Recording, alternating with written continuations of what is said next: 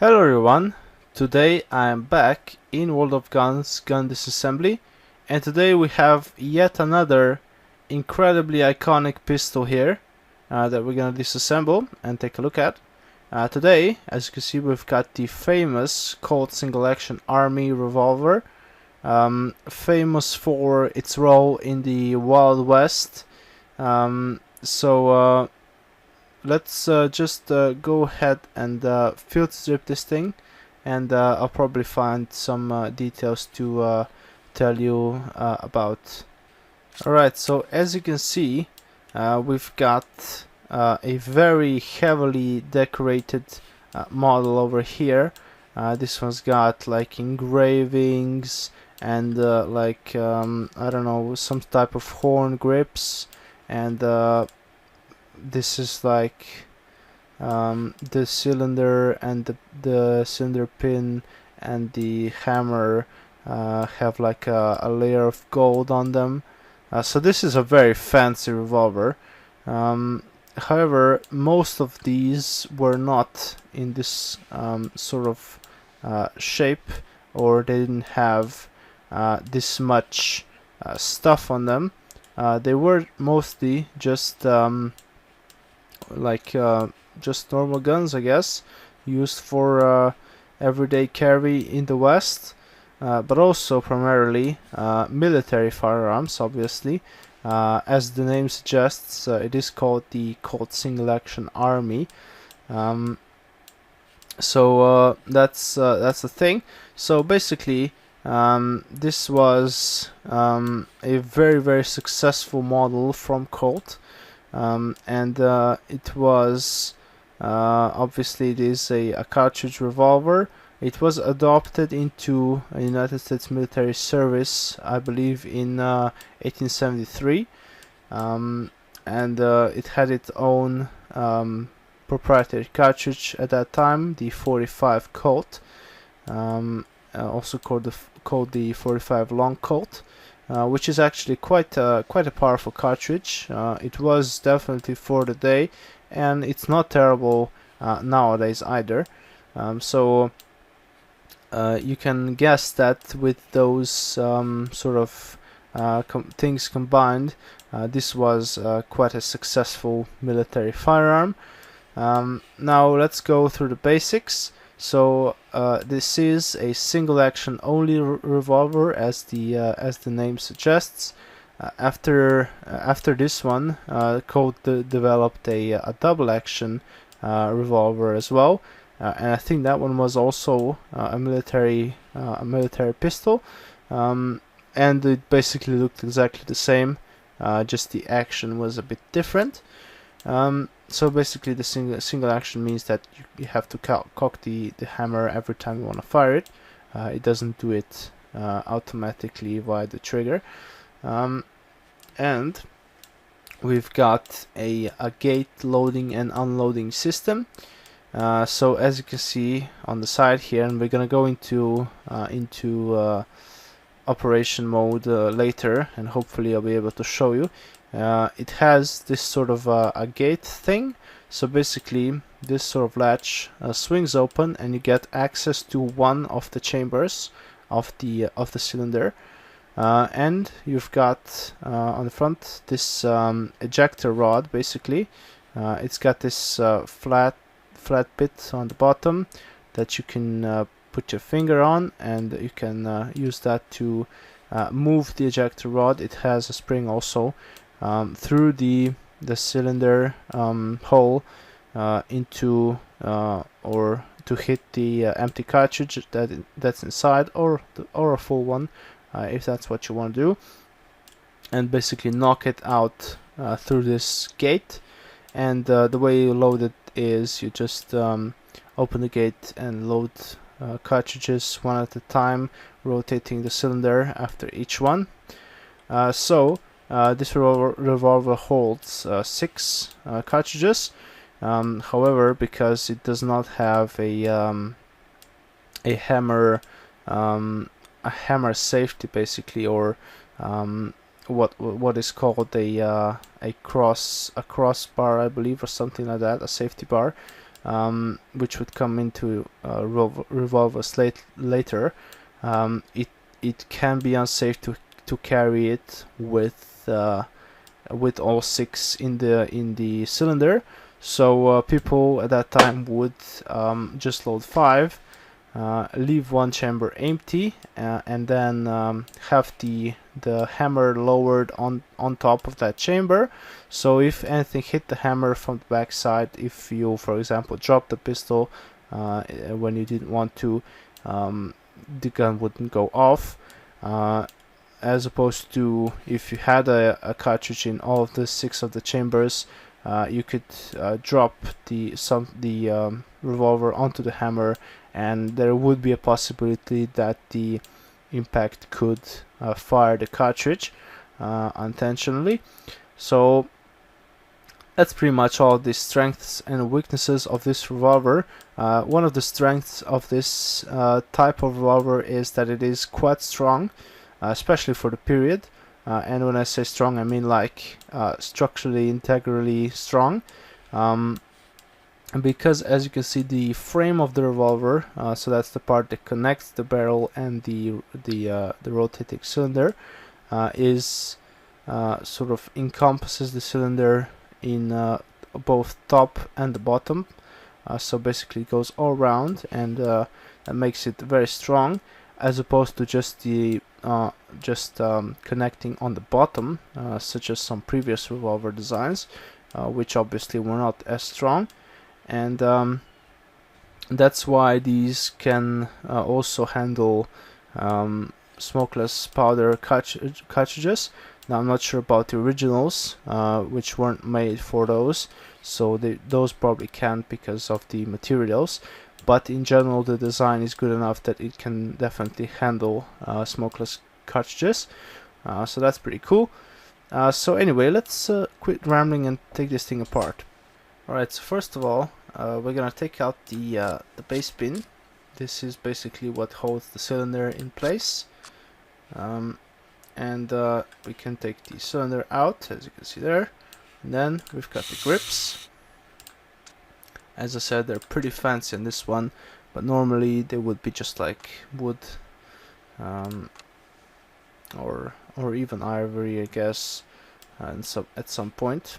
Okay, so let's put that back on. So there's not much to just field stripping this gun. You can't really do much to it, just besides just taking out the cylinder. And it's a single action revolver, so it's not a very complex gun at all. The main bits are of course hidden in the frame, the fire control or the trigger basically. So we're gonna take a look at those later. Okay. And there we go, one reassembled Colt Single Action. Right, let's go into operation first of all, so that I can show you how this thing actually works, and then we're gonna go into full-on disassembly. Alright, so let's see. We gotta cock the hammer first of all, as you can see here, and it doesn't have any type of firing pin. The firing pin is actually directly connected to the hammer, and it's this thing at the end, as you can see, and it just strikes the primer through that hole in the frame. That's pretty much how it works. So if you press the trigger, it goes off, and then we have to cock it again, and that's pretty much how it works. To unload it, obviously, let's just empty it. Why the hell not? I'm not sure how many were in there. Probably 6. Okay, so that was empty. So we gotta open the loading gate. There we go, and just knock the cartridges out. Okay, and apparently it also reloaded it, but that wasn't animated. But you just reload it in the same way. So that's pretty much it. We've got quite a tall front post. But not much of a rear side. There's like a small channel, but of course, being a pistol, this or a revolver, this wouldn't be used at a particularly long distance, especially not in the time. so this site would be sufficient for what it was used for. Is there anything else that we can take a look at? Oh yeah, we can go through the colors. Now this would be a more of a sort of normal grip, and then this would be the workman's single action. So pretty much the no bells and whistles model. You've got just a plain barrel and a case hardened frame, and we've got just the plastic grips. Obviously I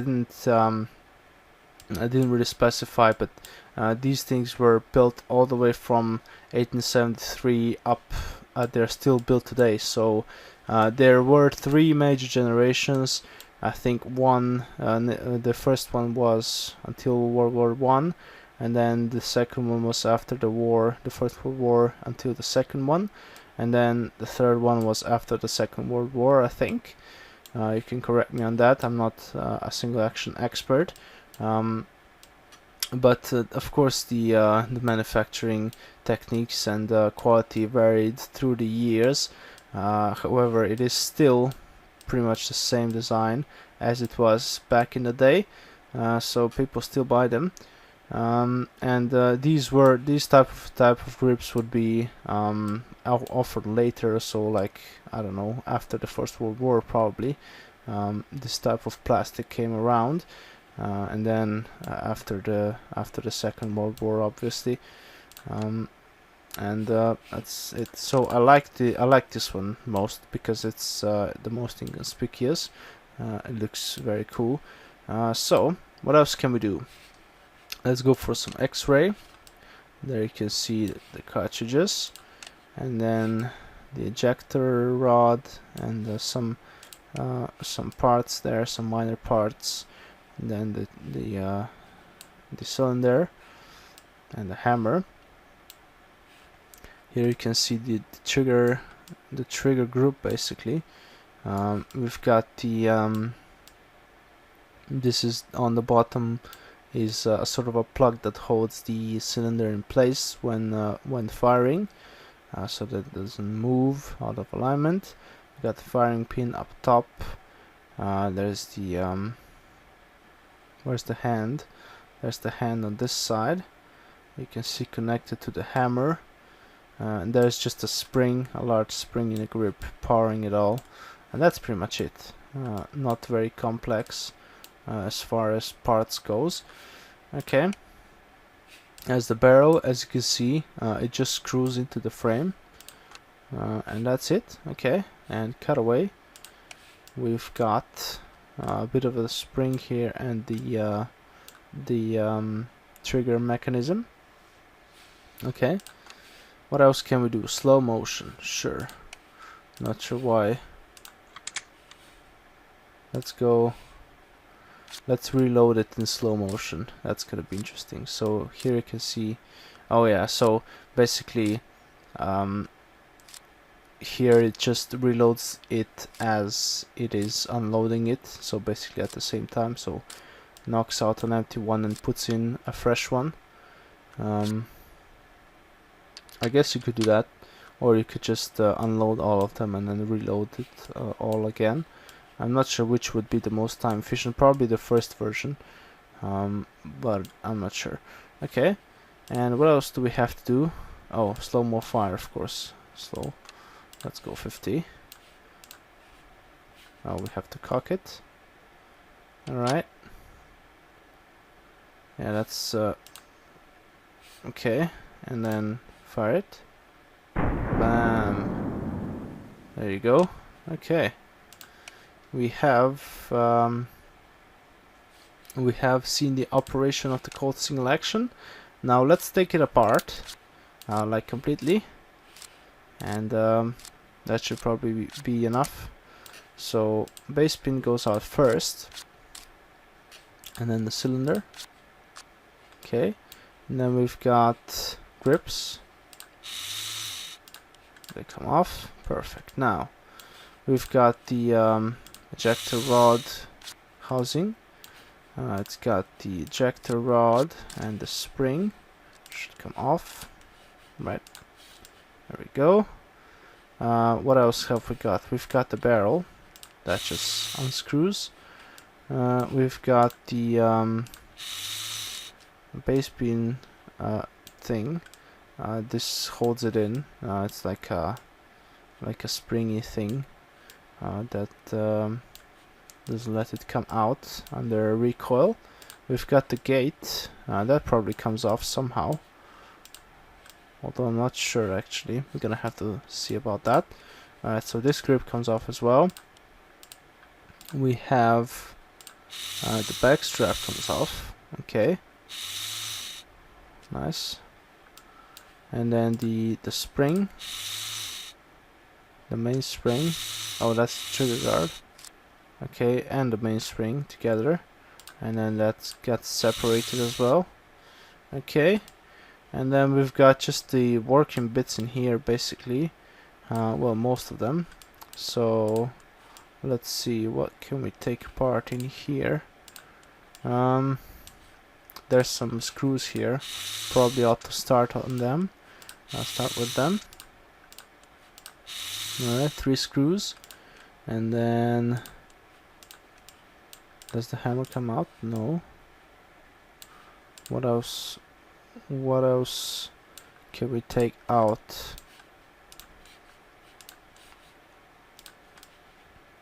There isn't much else there. Oh yeah, there's another screw down here.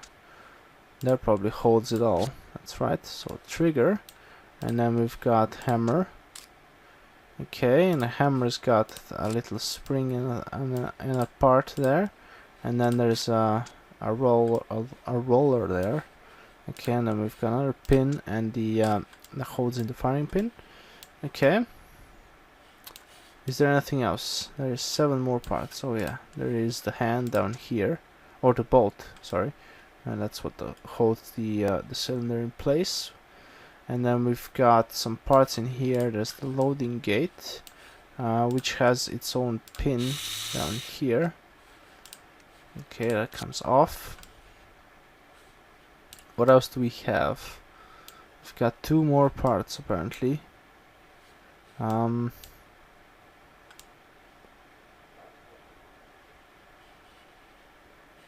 don't know. That is very peculiar.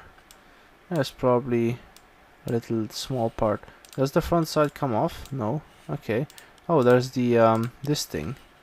The ejector rod is in 2 parts, and the cylinder base pin bushing comes out as well. Nice. Okay. So let's put this thing back together quickly.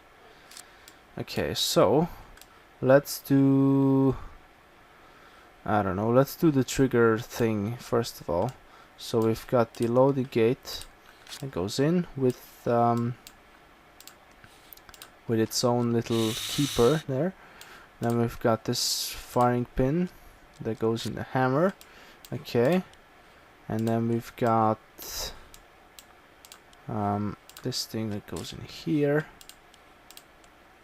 That thing that goes in there. Okay.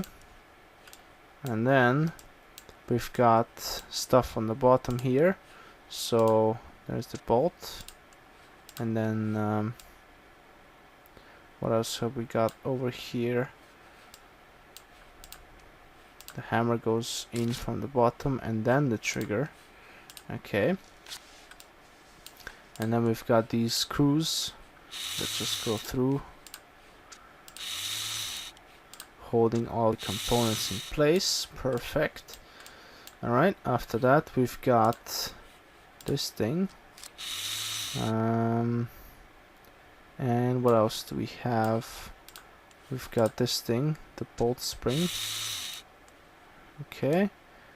And then the ejector rod goes back together, and it goes with its spring into the housing. There it goes. We can put the barrel on, and then this housing goes on here. Okay.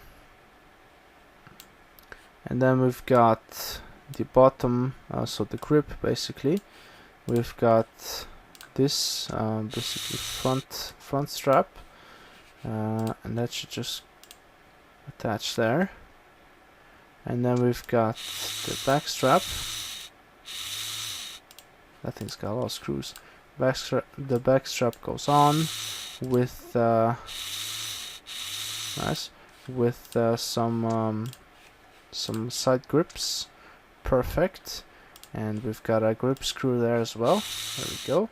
And then we've got the cylinder bushing, and then that goes on. And we've got the center pin, the base pin, and there we go. One reassembled Colt Single Action Army revolver right here. Okay. So anyway, this is, as I said before, is a very cool pistol, very iconic, one of the most iconic, if not the most iconic revolver ever made. And naturally, I seem to like very iconic things, especially firearms, so I do like a Colt Single Action. I do not own one as of yet, but I do have a mildly strong ambition to have one in the future at some point. I think it would be pretty cool.